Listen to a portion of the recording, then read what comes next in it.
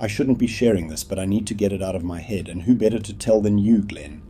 For years I worked in the Vatican's secret archives, a place where time seems to have stood still, where faith coexists with the dark corners of the Church's history. My job was no different from that of any other archivist, cataloguing ancient documents, restoring manuscripts, and on occasion accessing records that only a select few are permitted to see.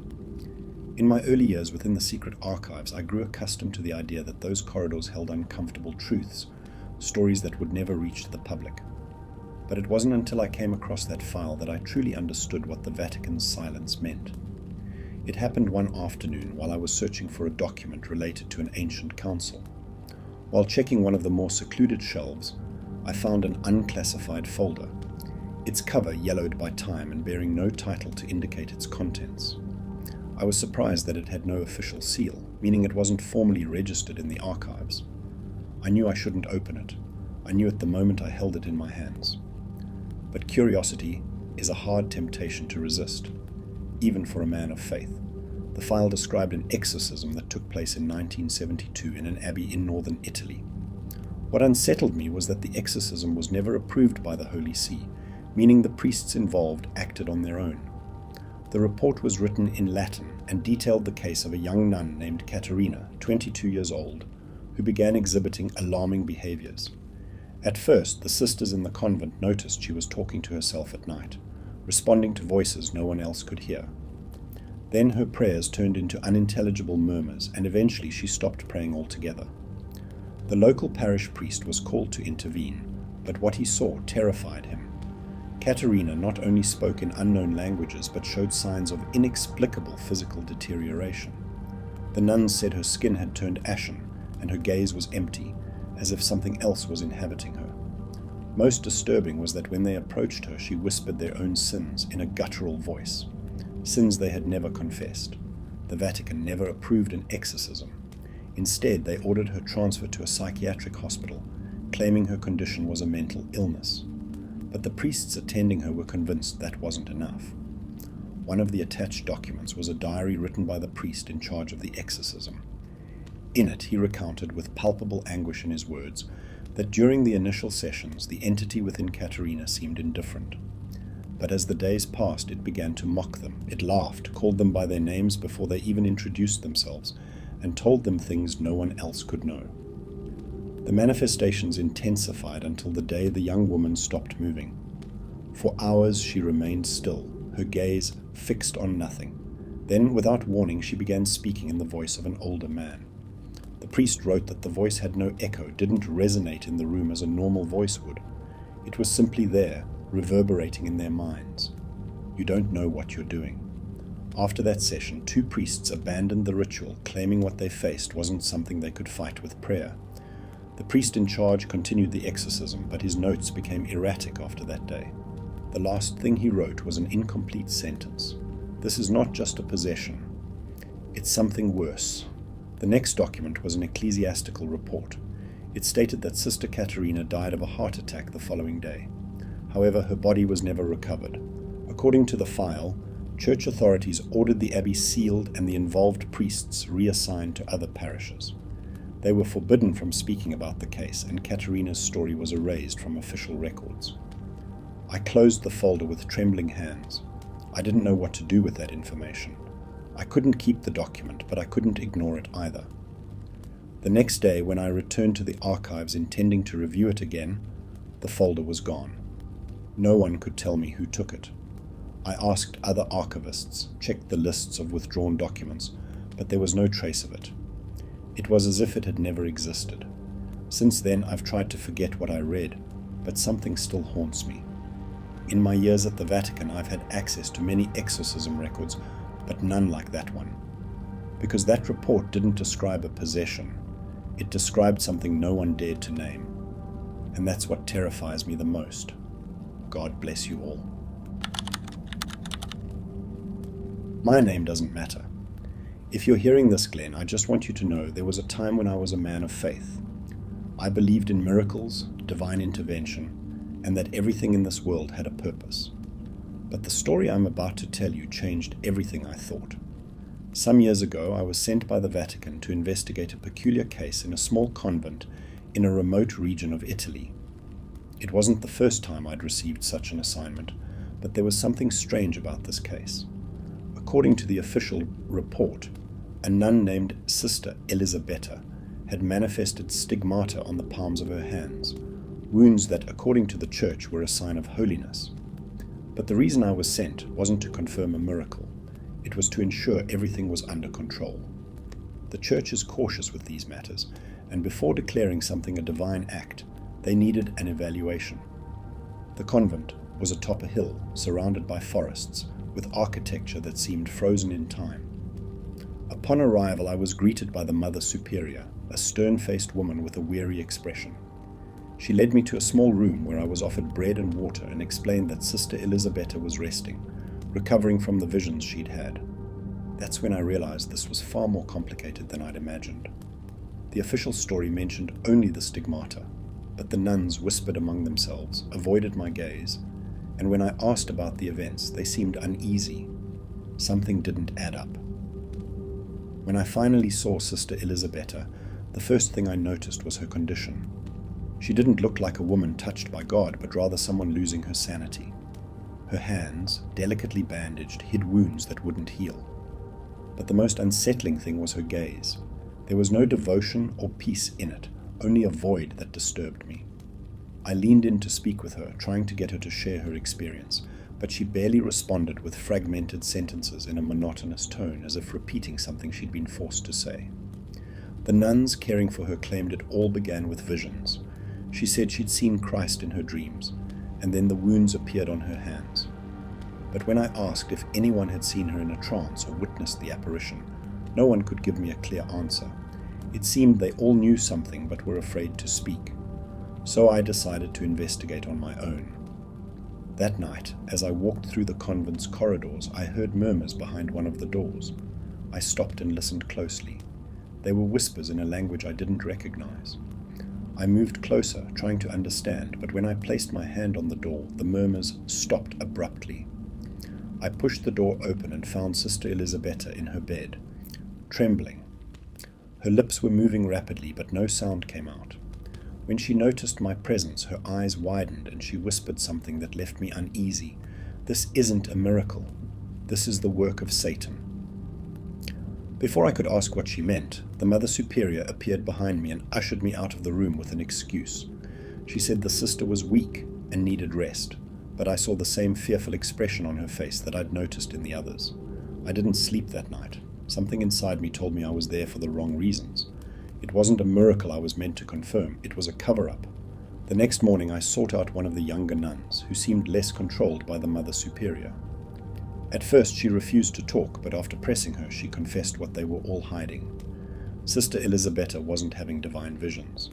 Her episodes began long before the stigmata appeared. She'd wake in the middle of the night, speaking in tongues no nun could recognize, and, most terrifyingly, her body convulsed in an inhuman way. There was no trace of divine intervention. What was happening to her was more akin to a demonic attack. When the wounds on her hands appeared, the Mother Superior made a decision. Instead of allowing the church to investigate thoroughly, she chose to frame it as a miracle. It was better for the convent, better for the faith, and better for hiding the truth, but the truth always finds a way to surface. That night I decided to stay awake near Sister Elisabetta's room. Something told me I needed to see her for myself without the interference of the other nuns. And what I witnessed I'll never forget. Around midnight, her door began to creak. I approached slowly, and through the crack saw her standing in the center of the room. She wasn't asleep or in a trance. Her hands, still bandaged, hung at her sides. Her lips moved, but she uttered no words, only a dry, continuous murmur, as if reciting some diabolical prayer. Suddenly she fell silent. A chill ran down my spine when I noticed her lips had stopped moving, but the whispers continued, floating in the room. There was no one else there. Then she turned her head slowly and looked directly at me. Her eyes reflected something I couldn't describe. There was no fear or plea, only a faint smile at the corner of her lips, as if she knew I'd been watching her the whole time. I backed away from the door and locked myself in my room, praying with a fervor I hadn't felt in years. The next morning, Sister Elisabetta didn't wake up. The nuns said it was a sudden attack, and no one questioned it. The convent fell into a heavy silence, as if all the nuns had expected it. There were no tears or displays of grief, only averted gazes and hushed murmurs. The Mother Superior gave precise instructions. Her body was to be mourned within the convent and buried in the adjacent cemetery. But something didn't sit right with me. The night before, and I'd seen her standing, awake, aware of my presence. She didn't look sick or weak. On the contrary, she seemed more lucid than ever, as if she knew something the rest of us didn't. I wanted to see her body before they prepared it, but the Mother Superior firmly opposed it. She said it wasn't necessary, that her death was natural, and that her rest should be respected. But I wasn't convinced. I didn't sleep that night, and when dawn came I decided I wouldn't leave without seeing her. I waited until the convent was completely silent and left my room cautiously. The candle I carried cast long shadows on the stone corridors. When I reached the room where her body was laid out, I pushed the door open slowly and closed it behind me. Sister Elisabetta lay on a wooden table covered with a white sheet up to her neck. Her hands, still bandaged, were clasped over her chest, as if to hide the wounds. But what made me hold my breath was her face. It didn't have the peaceful expression one would expect from someone who had passed. Her lips were slightly curved, as if a smile had been trapped in her final breath. I wanted to run, but then I heard something that froze me in place. It was a murmur, dry, low, like the one I'd heard the previous night behind her door. I turned toward the room's entrance, expecting to see a nun, but there was no one. The sound wasn't coming from outside, it was coming from her. I looked at her face again, and though her lips were still, the murmur continued, as if someone were whispering right next to my ear. At that moment, the door burst open, and the Mother Superior entered, her face pale with anger and fear. She said nothing, only grabbed my arm and pulled me out of the room. "Don't come back in," was all she said before locking the door. The next morning, Sister Elisabetta's body was buried in the convent's cemetery. I wasn't allowed to attend the burial. They told me my mission at the convent was over, and that I had to return to Rome immediately. I didn't dare question it. But as I descended the hill and watched the convent fade into the distance, I knew something remained inside, something the nuns had chosen to seal away forever. When I returned to Rome and submitted my report, I wrote it the only way I could. It was a miracle. That was the official version. But I know the truth, and every time I think of her gaze, the way she murmured without moving her lips, I wonder if her death was an act of mercy, or if whatever inhabited her simply found a new host. Maybe it was her way of escaping. Maybe in some corner of that convent, evil is still hiding, whispering. And maybe one day someone else will hear it. My name is Alessandro, and I've served the church for over 2 decades. During all those years, I've heard countless confessions, some filled with remorse, others with resignation. But there's one I'll never forget. Not because of the sin itself, but because from that day, something changed in me. It happened several years ago in a maximum security prison in southern Italy. I received a request from the Vatican to hear the confession of an inmate. It wasn't unusual for the Holy See to send priests to prisons, but what was strange in this case was the urgency of the request. There was little context, just the order to go as soon as possible. The journey to the prison was long and silent. As soon as I crossed the gates, I knew the place was unlike any church I'd ever been in. The atmosphere was heavy, the fluorescent lights felt cold and artificial, and the echo of the corridors reinforced the sense of isolation. I was greeted by the prison warden, a serious man who led me through a narrow hallway to a small room with only a wooden bench and an improvised confessional with a metal grate in the center. "The inmate is on his way," he informed me in a monotonous voice. I asked if he knew why my presence had been requested. He didn't respond immediately, but his look said more than his words could. "Just talk to him, Father." Minutes later, I heard heavy footsteps approaching. 2 guards escorted a tall, thin man in a worn orange uniform, his wrists in handcuffs. He didn't look like the murderers I'd seen in judicial file photos. He didn't have an aggressive stare or a hardened demeanor. On the contrary, he seemed empty, absent. He sat across from me and for a moment said nothing. Then, without lifting his gaze, he began to speak in a low voice. He wasn't there because he had killed those people, he told me. Not with his own hands, at least. It was something else, something that had been with him since childhood. He recounted how, as a child, he'd felt a presence beside him. At first, just shadows in the corners of his room or voices no one else could hear or understand. But over time, it stopped being confined to the darkness. He started seeing it reflected in mirrors, shop windows, puddles after the rain. A dark outline, always close, always watching him. It had no name, but he knew it was there, and he knew it wanted something from him. The killings began when he was a teenager, small acts of violence that at first seemed like accidents. A schoolmate who fell down the stairs after an unintentional push. A cat found dead in the backyard with no memory of harming it. And later, as he grew older, it was people. Friends, strangers, anyone who crossed his path at the wrong moment. Every time he tried to resist, the thing manifested in more intense ways. He told me he saw it reflected in mirrors, leaving marks on the walls of his house, whispering his name in the early hours, until he stopped fighting and simply accepted what it was. When he finished his confession, he looked up, and for the first time our eyes met. "It's not satisfied," he murmured. I asked what he meant, but he only smiled. "It needs more." I didn't know what to say in that moment. I just stood up and called the guards to take him back to his cell. But as they escorted him down the hallway, I noticed he didn't stop looking at me. As I left the prison, the fresh air brought slight relief. I crossed the courtyard quickly, wanting to leave behind the feeling that encounter had left me with. But when I reached the exit gate, something made me stop. I saw a reflection.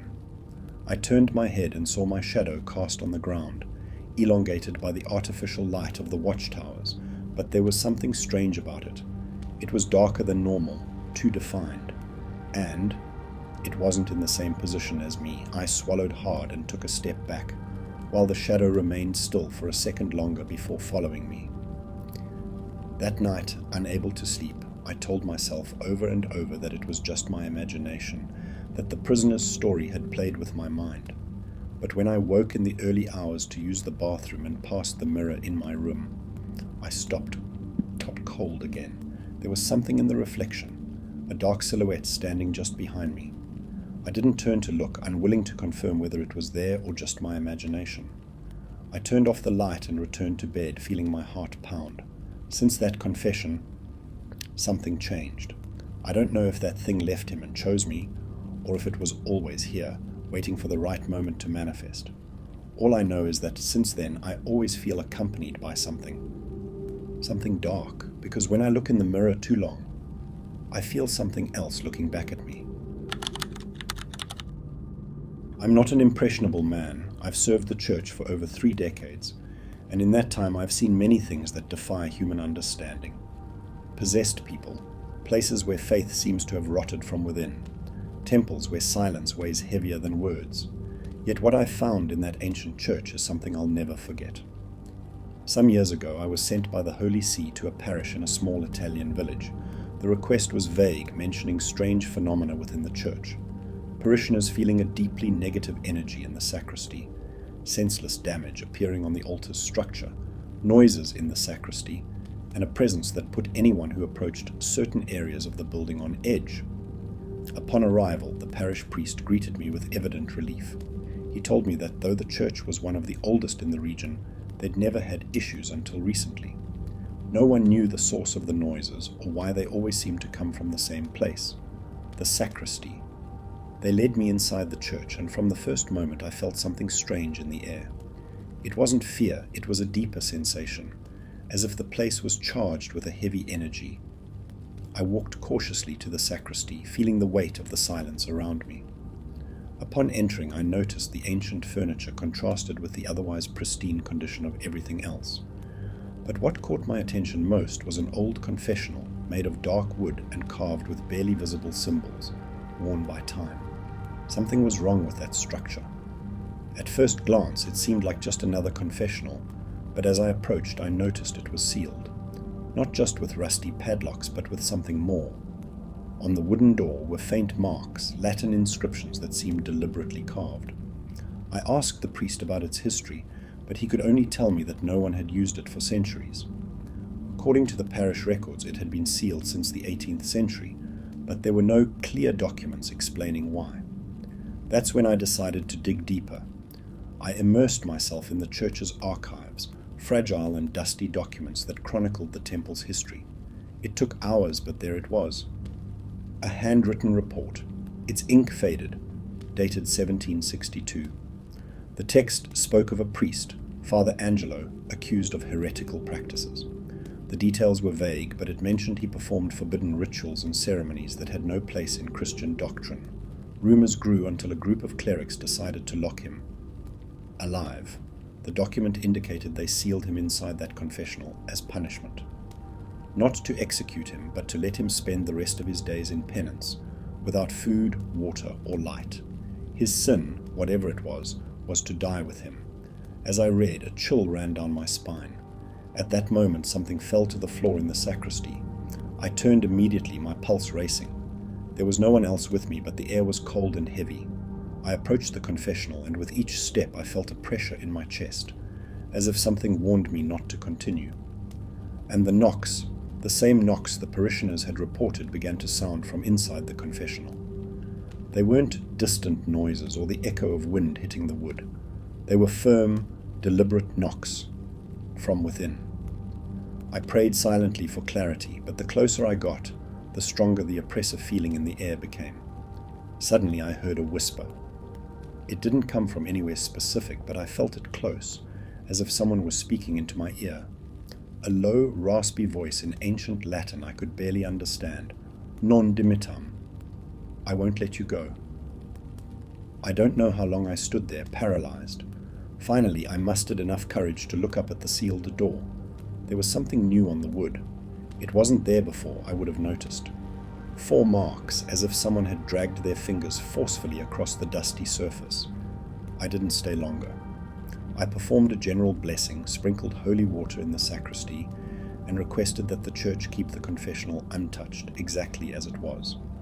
I didn't go into details or mention what I'd felt. 2 weeks later, I received a letter from the priest.